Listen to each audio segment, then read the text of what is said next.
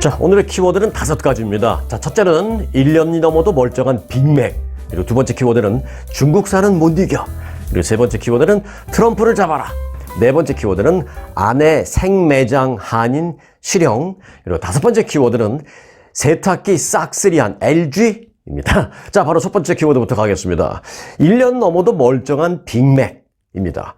이 구매한 지 1년이 지났는데도요, 썩지 않고 거의 멀쩡한 모습을 갖고 있는 그 빅맥이 영상으로 공개돼서 지금 논란이 일고 있습니다.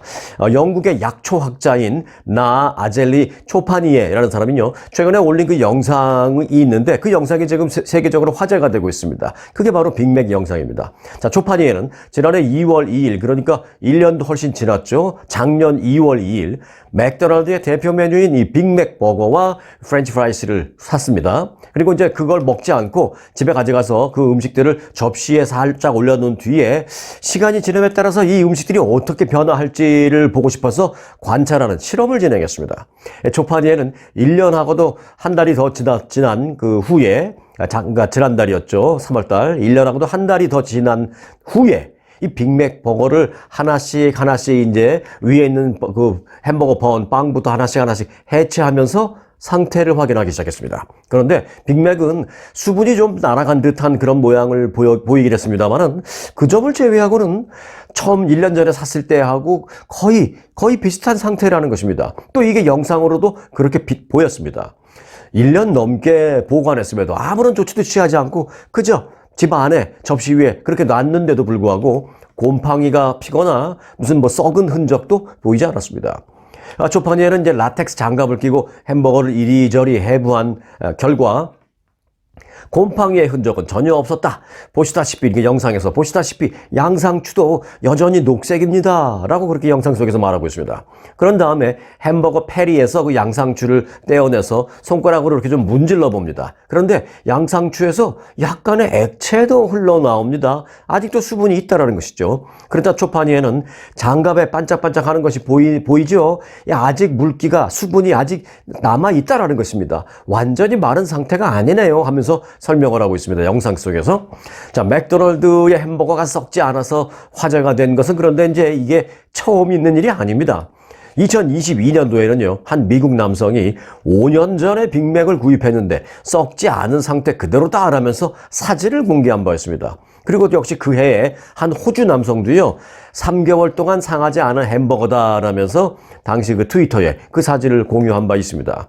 자, 이와 관련해서 맥도날드는 성명을 통해서 뭐라고 말했냐면 곰팡이와 박테리아의 성장을 억제하는 그 건조한 환경이 햄버거의 수명을 연장한 것이다. 방부제 때문이 아니다 라고 이렇게 해명을 했습니다. 하지만 아무리 건조한 환경이라고 해도 1년 동안 썩지 않는다라는 것은 이 방부제를 제외하고는 납득이 되지 않는다라는 의견이 현재로서 상당히 많은 그런 상황입니다. 이 초파니에라는 여성이 집안에다 이걸 그냥 1년 동안 보관했는데 그 집이 무슨 특별히 무슨 기능을 갖춘 그런 집도 아니고 또 1년 동안에 매일 뜨거운 날만 있겠었습니까? 비 오는 날도 있었을 것이고 비를 맞지는 않았겠지만 비 오는 날은 밖에 비가 오면 실내는 좀 습기가 찰 수도 있고 그렇잖아요. 그런 1년 사시사철을 다 지났는데도 그럼에도 불구하고 멀쩡한 햄버거.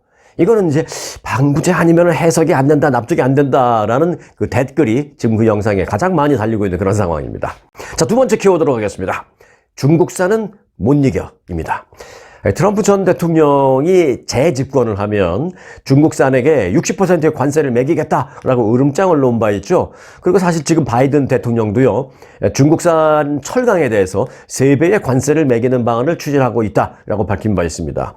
하지만 그러나 상당수 이 미국의 무역업계 종사자들은요, 바이든이든 트럼프든 누가 집권하건 간에 이 중국산을 몰아내기는 어려울 것이다 라고 입을 모으고 있습니다. 중국산을 사갖고 와서 미국에서 무역하는 그런 사람들 얘기입니다. 가격 대비 품질이 괜찮기 때문이라는 것입니다. 품질이 아주 좋은 건 아니지만 그 정도 품질인데 가격은 엄청 싸다는 것이죠. 그래서 다른 국가 제품으로 대체하기가 어렵다는 것입니다. 중국산이 워낙 싸서 관세를 수십 %가 얹어도 마진을 해치지 않는다라는 것이 이제 미국 기업 그 무역업자들의 얘기입니다. 중국에서 그 트럭의 부품을 들여다가 미국에 판다라고 한 무역업자는 우리 고객의 50%가 미국인인데 그들은 내가 중국에서 사서 넘기는 가격이 4배에 미국에서 팔고 있다라면서 관세 때문에 거래 국가를 바꾸지 않을 것 같다라고 말했습니다. 60% 관세를 매겨도 중국산은 여전히 가격 경쟁력이 있다라는 얘기입니다. 이런 가운데 일부 그 미국 무역업자들 사이에서요, 조심스럽게 대안이 제시되고 있기는 합니다. 이게 뭐냐? 바로 인도로 눈을 돌리는 것입니다. 실제로 최근 중국의 대안으로요, 인도에 생산기지를 구축하는 미국 기업들이 늘고 있다는 것도 사실입니다.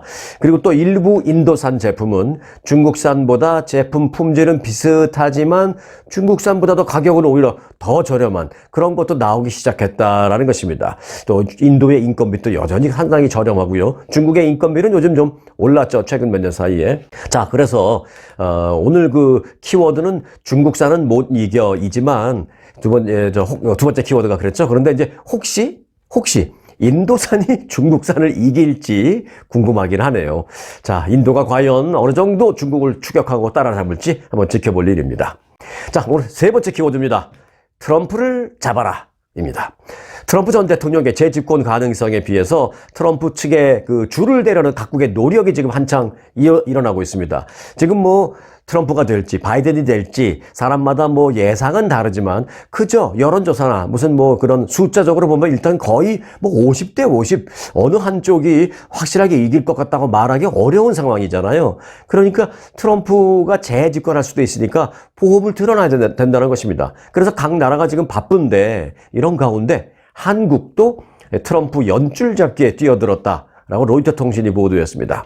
자, 트럼프가 재집권하면 인플레이션 감축법은 어떻게 될지, 또 무역에 대한 트럼프의 진짜 생각은 어떤지 이런 게 궁금한 한국 사업가들로 인해서 워싱턴의 K 스트릿이 북적이고 있다라고 전했습니다. 한국 사람들이 많이 여기 몰려 있다고 해서 K 스트릿이 아니라 워싱턴의 K 스트릿이라고 있죠.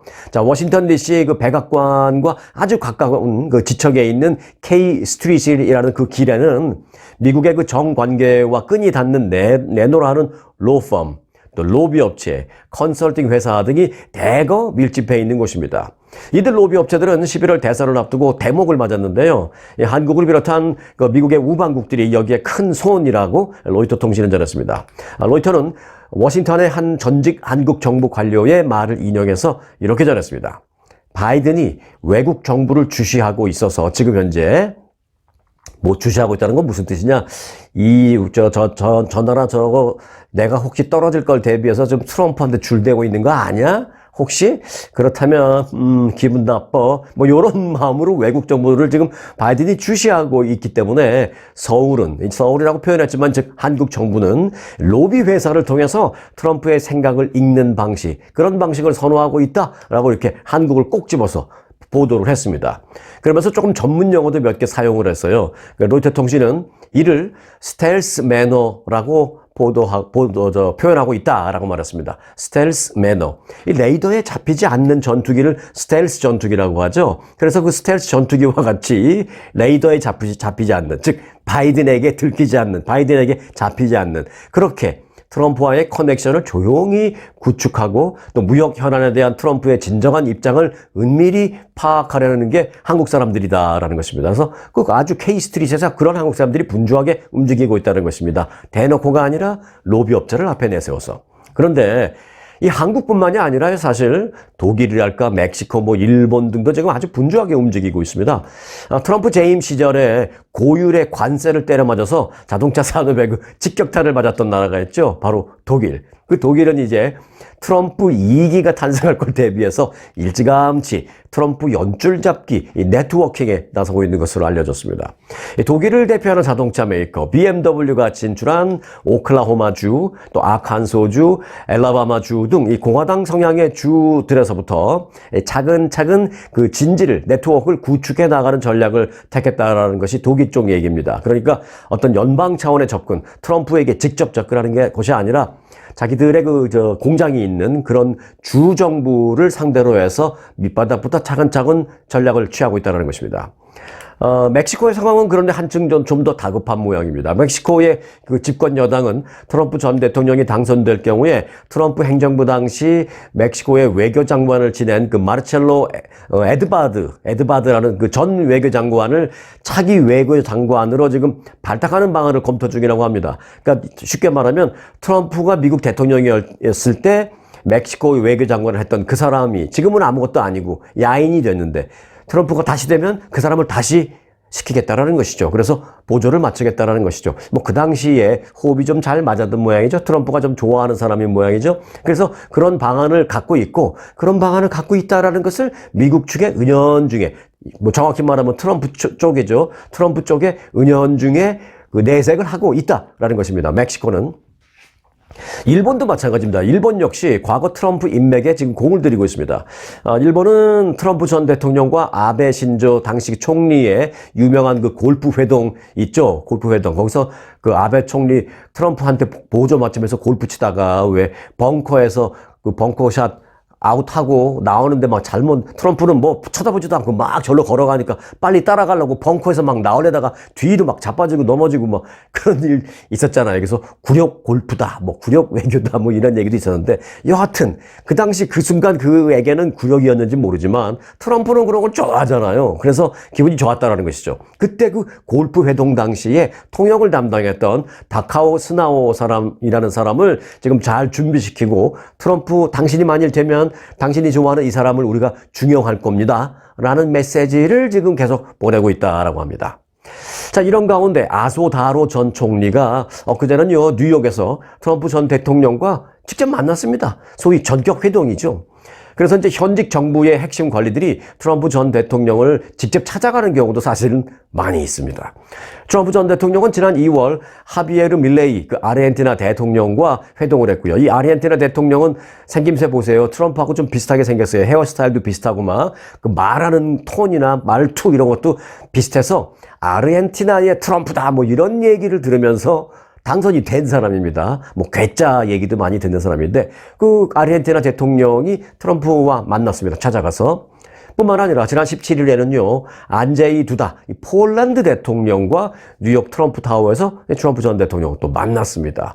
현직 정부 최고 책임자들이 막 트럼프를 직접 만나는 거예요. 미국의 현직 대통령도 아닌데 또 뿐만 아니라 지난 8일에는요 이 데이빗 캐머런 영국 외무장관을 트럼프가 만났고 또 지난달에는 친러시아 성향의 올반 빅토르 헝가리 총리가 트럼프 전 총리의 플로리다주 저택 마르라고를 직접 방문했습니다. 만나기로 했으니까 바쁘시죠? 제가 직접 갈게요 하고 집으로 찾아뵀죠 헝가리 총리가. 자, 다시 한국 얘기로 돌아가자면 뭐 독일, 멕시코, 일본, 아르헨티나, 폴란드 등은 뭐 아예 대놓고 말씀드린 대로 그렇게 연줄 대기에 나서고 있는 것과는 좀 대조적으로 한국은 물밑 접촉이라고 해야 되나요? 아니면 뭐 물밑 작업이라고 해야 하나요? 한마디로 로우키 전략으로 나서고 있다는 게 로이터 통신의 분석입니다. 그런데 사실 저도 오히려 그런 로우키 전략이 더 낫다라고 봅니다. 왜냐하면 현 바이든 행정부와의 관계도 염두에 둬야 하고요. 또 바이든이 재선에 성공할 확률이 적지 않기 때문입니다. 그래서 이제 한국은 직접적으로 트럼프 전 대통령 측을 접촉하기보다는 로비 회사들을 앞세워서 좀 기류를 파악하는 이른바 스텔스 모드로 움직이고 있다라는 게 로이터 통신의 분석입니다. 명품 유럽, 아주유럽의 품격이 더욱 높아졌습니다. 영국, 프랑스, 스위스, 이태리, 바티칸의 네덜란드와 독일까지 US 아주 투어만의 서유럽 7개국 13일. 일정이 다르면 여행의 품격이 다릅니다. 투어업계 유일하게 박평식 대표가 현지에서 직접 설계한 40년 노하우가 담긴 아주 좋은 아주 유럽. 고객 만족도 전매주 1위. 1등 회사 US 아주 투어와 함께하세요. 아주 좋은 아주 투어. 자, 이어서 네 번째 키워드입니다. 아내 생매장 한인 실형입니다. 좀 끔찍한 키워드죠. 이 별거 중인 아내를 찾아가서 폭행을 한 후에 납치를 해서 산속에서 자신의 아내를 생매장을 하려고 시도했던 이 50대 한인 남성 스토리, 제가 한 1년 전쯤에 이 보도해 드린 겁니다. 그 남성이 살인 미수 등 혐의에 대해서 징역 13년을 선고받았다라는 소식입니다. 극적으로 살아 돌아온 아내는 자신과 자녀들이 받은 신체적, 정신적 피해를 호소하면서 재판부에 중형을 내려달라고 요청을 했습니다. 워싱턴주 서스턴 카운티 법원은 엊그제 선고 공판을 했는데, 그 선고 공판에서 2급 살인 미수 혐의로 기소된 올해 55살의 안재경 씨에게 징역 13년형과 보호관찰 3년, 그리고 피해자인 전 부인 올해 44살의 안모 씨에 대해서 평생 접촉 금지 라는 그런 판결을 내렸습니다.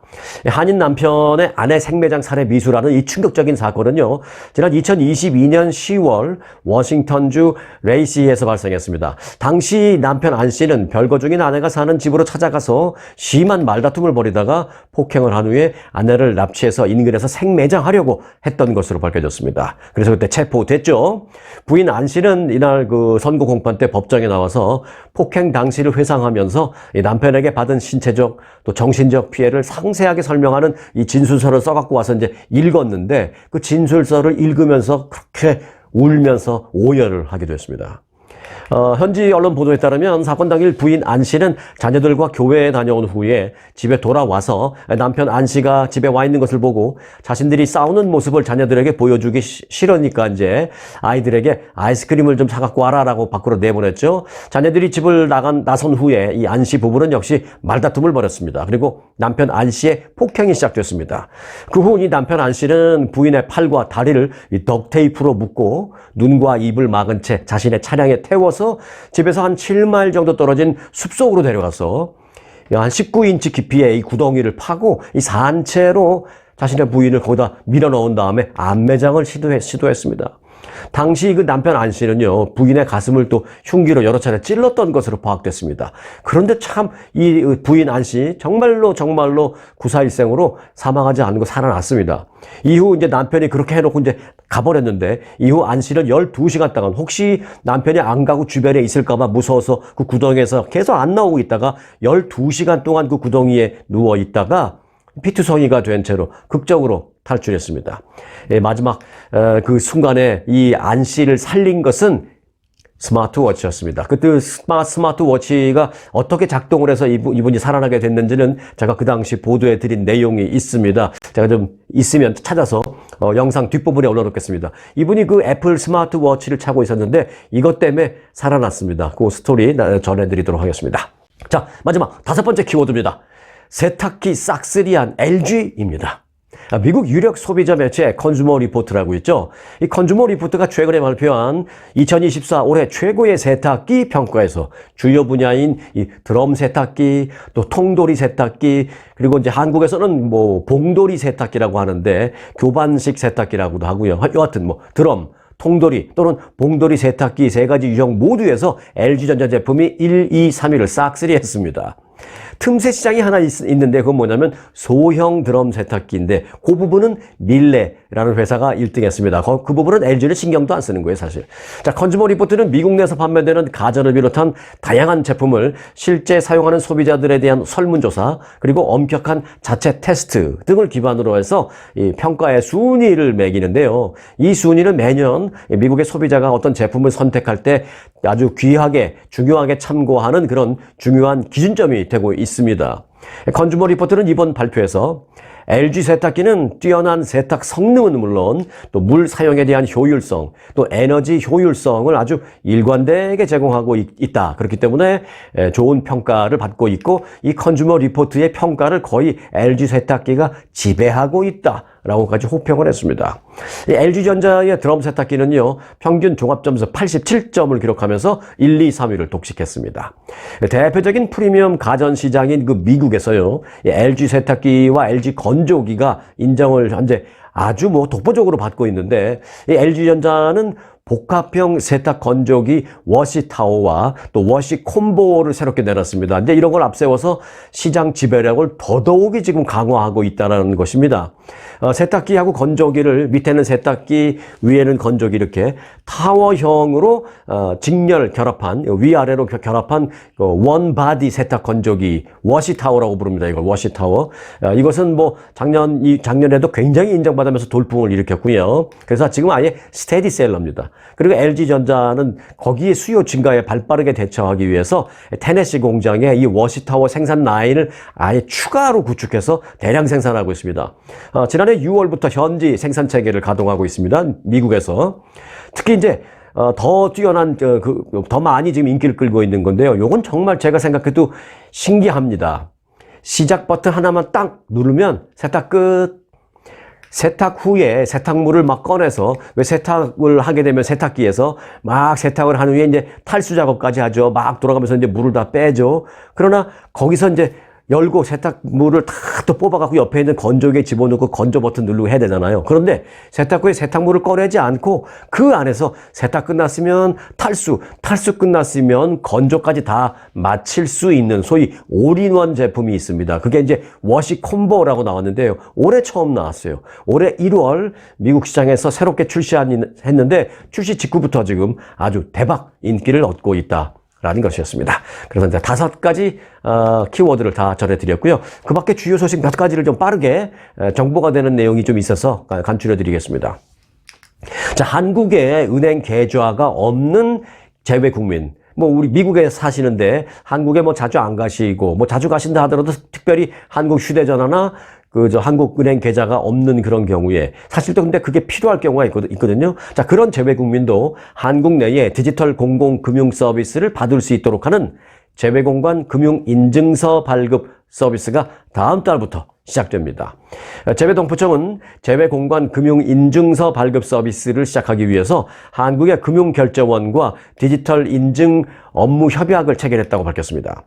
지금까지 해외에 체류하고 있는 그 재외국민들은요, 한국의 그 디지털 공공금융 서비스를 이용하려면 꼭 있어야 되는 게 있었습니다. 뭐냐면 한국 내 휴대전화 번호, 그리고 한국 내 은행 계좌, 이게 필요했지만 앞으로는 이거 없이 그냥 재외공관, 총영사관에 가서 금융인증서를 발급받을 수 있다라는 것입니다. 휴대전화나 은행 계좌 없이 재외국민도 이제 총영사관에 가서 금융인증서를 발급받아서 각종 금융 서비스 혜택을 누릴 수 있다는 것입니다. 재외동부청은 시스템 개발을 이달 중에 완료해서 재외공관 실무 담당자를 대상으로 교육도 시켜보고 또 서비스 시범 운영도 이달 안에 다 마무리하고 5월 1일부터는 정식 서비스를 시작하겠다라고 밝혔습니다. 5월부터 이제 재외국민은 재외공관, 즉 뭐 총영사관 같은 데 가서 금융인증서를 발급받고 그걸 갖고 뭐 한국의 은행 관련된 업무라든지 뭐 한국의 증권 같은 거, 또 한국의 크레딧 카드 같은 거 낼 수도 있고요. 한국의 무슨 보험도 들 수 있고 뭐 저축 같은 것도 할 수 있는 그런 한국 금융권의 업무를 다 할 수 있습니다. 뿐만 아니라 한국의 정부 24라는 것도 있고요. 홈택스, 또 대법원 전자가족관계 등록 서류 이런 것도 다 그걸 갖고 총영사관에서 발급받은 그 서류로 다 혜택을 누릴 수 있고 다 어떤 서류 업무를 볼 수 있다라는 것입니다. 5월 1일부터 있습니다. 요건 이제 뭐 그 구글에 들어가셔서요. LA 총영사관 이렇게 치면 이제 총영사관 웹사이트가 나오거든요. 그럼 거기서 조금 더 자세한 내용이 설명이 되어 있으니까 그런 식으로 참고해 보시기 바라겠습니다. 자, LA 한인타운에 맛집들이 아주 많습니다. 아주 외진 곳에서 이렇게 사시는 분들은 한인타운에 오시면은 이제 맛있는 집이 많아서 뭐 좋겠다고 뭐 그런 말씀 많이 하시는데 그런 맛집들을 한눈에 찾아볼 수 있는 한인타운 맛집 지도가 제작이 돼서 지금 현재 배포되고 있습니다. LA 한인 상공회의소는요, K타운 맛집 지도를 제작해서 배포 중이다라고 밝혔습니다. LA 한인 상공회의소는 이 회장단 그리고 이사진으로 구성된 전담 TF팀을 6개월 전에 꾸려서요, 그 6개월 동안 설문조사도 하고 또 자신들이 직접 여기저기 식당을 방문해 보면서 선정을 했다라고 밝혔습니다. 지도 앞면에는 고기구이집 10개 업소가 있고요. 또 일반 한식집 18개, 일식과 중식집 12개, 또 분식집 6개, 또 주류업소, 카페 10개 등 모두 56개의 업소가 표기돼 있다라고 전했습니다. 아마 제 생각에는 맛이 없지는 않을 거예요. 그런데 아마 공통점이 있을 겁니다. 뭐냐? 한인상공회의소 회원들이 아마 사장님 되시는 분들이 많이 있을 거예요. 네, 여하튼 그래도 맛있으면 되니까. 자, 이번 지도는 K타운 맛집 지도 웹사이트를 통해서도 여러분들 알 수 있습니다. 그러니까 타주에 사시는 분들도 한번 웹사이트에 들어가서 확인해 보실 수 있습니다. 나 다음 달에 LA 가는데 어디 가서 먹을까? 웹사이트 알려드릴게요. ktownfoodla.com ktownfood 그 뒤에다가 LA만 붙이시면 됩니다. ktownfoodla.com에서도 확인할 수 있습니다. 오늘 영상은 여기까지입니다. 언제나 스토리가 있는 뉴스 송혜구의 스토리 뉴스 마칩니다.